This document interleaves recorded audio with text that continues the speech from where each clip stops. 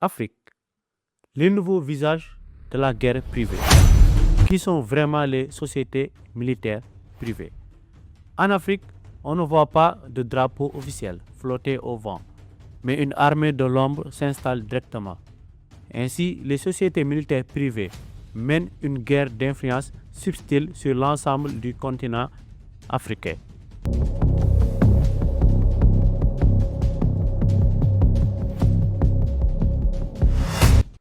Qu'est-ce qu'une société militaire privée? Il s'agit d'une société qui intervient à l'étranger pour protéger des personnes et des biens, tels que des infrastructures vitales, des institutions ou encore des sites stratégiques. Ces SMP sont réputés pour leur expertise dans des environnements à haut risque. Par ailleurs, elles permettent aux États de s'engager dans un conflit ou de se déployer sur un territoire étranger pour une mission de sécurisation, sans avoir à passer par un vote parlementaire. Dans l'hémicycle, on définit toujours un nombre précis de soldats à déployer. En outre, les SMP opèrent en toute liberté sans se plier aux règles strictes de la guerre conventionnelle. De cette manière, l'Afrique est devenue le terrain d'une compétition géopolitique acharnée entre grandes puissances où les SMP jouent leur rôle d'armée fantôme au service des États étrangers. La présence des sociétés militaires privées s'est accélérée dans les années 90, notamment en Angola et au Sierra Leone. Depuis 2010, plusieurs pays ont fait appel à elles, comme le Mali, le Niger, la Mauritanie, le Soudan ou la République démocratique du Congo. Souvent, le déploiement est lié à la protection des ressources naturelles ou à la lutte contre le terrorisme. Ces sociétés offrent une expertise en management qui inclut l'engagement dans des combats sur le terrain, la formation des soldats du pays hôte, un appui logistique et même du renseignement.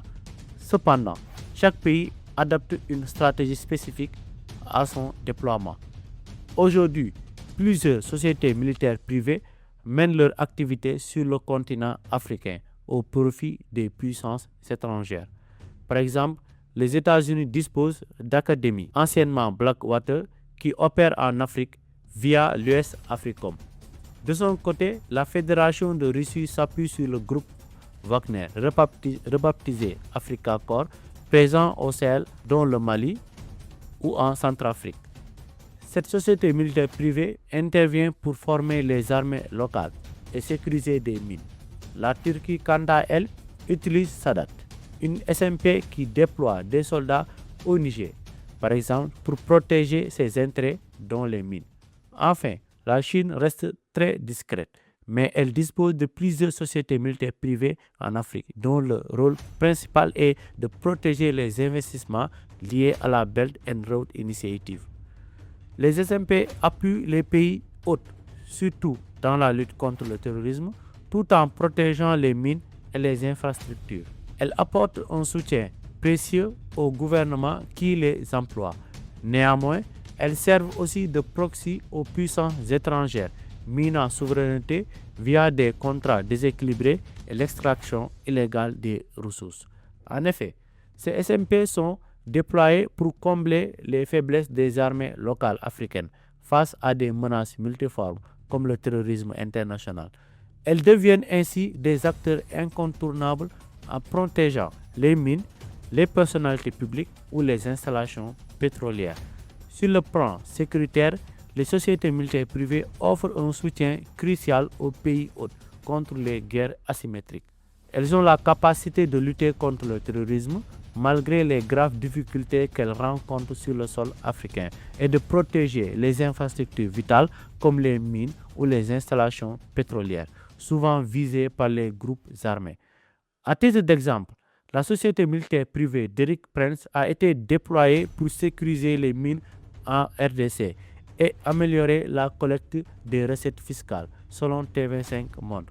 Cette intervention inclut un soutien logistique à l'État congolais ainsi que la formation de l'armée locale. De manière similaire, la société militaire privée russe Africa Corps, ex-Wagner, a été déployée au Mali et en Centrafrique pour combattre les groupes armés, former les armées locales et participer directement aux affrontements. En tant qu'outil d'influence géopolitique, les sociétés militaires privées renforcent leur position en Afrique. Par exemple, les SMP chinoises évitent les combats directs pour se concentrer sur la protection des infrastructures de la Belt and Road Initiative qui s'étend dans 14 pays avec plus de 700 milliards de dollars d'actifs. Selon l'Institut Atlas pour les affaires internationales, il est important de noter que les Chinois privilégient les PC, sociétés de sécurité privées, distinctes des SMP, sociétés militaires privées, impliquées dans les opérations de combat. Ces sociétés de sécurité privées se focalisent sur la protection du personnel, la sécurité des sites et l'évaluation des risques. La Turquie, de son côté, intègre Sadat dans la course à l'influence, particulièrement au Sahel, pour protéger les infrastructures vitales comme les concessions minières. Elle fournit aussi une formation et une logistique aux armées locales. Par ailleurs, une SMP israélienne discrète, Sparta Security Solutions, dirigée par des agences israéliennes de sécurité et de renseignement avec un siège en Israël et une branche au Ghana, profite de l'instabilité régionale. Selon Djenabou Sissé, chercheuse à la Fondation pour la recherche stratégique, cette société militaire privée a formé l'armée équato-guinéenne, supervisée par le vice-président Teodoro Ngema.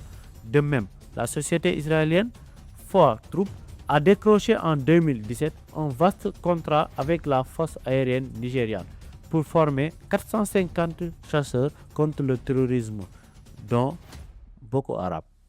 Souvent, des tensions émergent entre les armées locales et les SMP dues à des problèmes de coordination ou à des barrières linguistiques qui freinent la collaboration. Parfois, il n'y a pas de commandement unique. Les SMP opèrent indépendamment dans les zones de conflit. On note aussi des conflits d'intérêts lorsque les objectifs divergent. Ainsi, l'activité des sociétés militaires privées menace la souveraineté des États en matière de défense et de sécurité. De plus, les pays africains font appel à elles pour mettre fin à un conflit, alors que ces mêmes conflits assurent leur existence.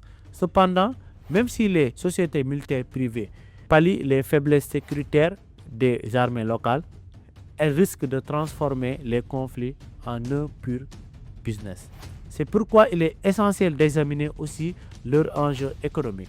Sur ce plan, les SMP jouent un double jeu. Elles protègent les investissements étrangers. Par exemple, en RDC, les hommes d'Eric Prince, fondateur de Blackwater, sont déployés dans le Lualaba et la Chopo pour sécuriser les mines.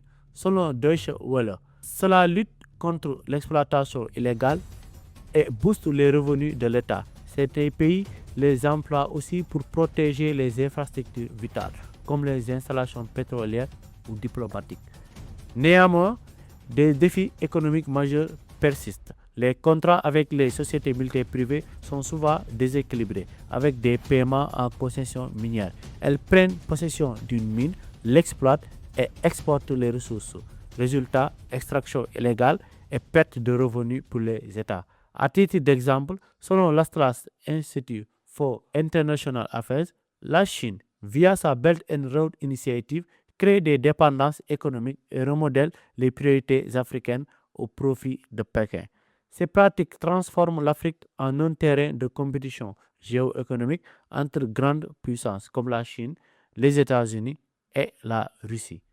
En somme, la présence des sociétés militaires privées en Afrique illustre un paradoxe. Elles comblent les vides sécuritaires et économiques des pays hôtes, mais génèrent une perte de souveraineté et une exploitation accrue des ressources.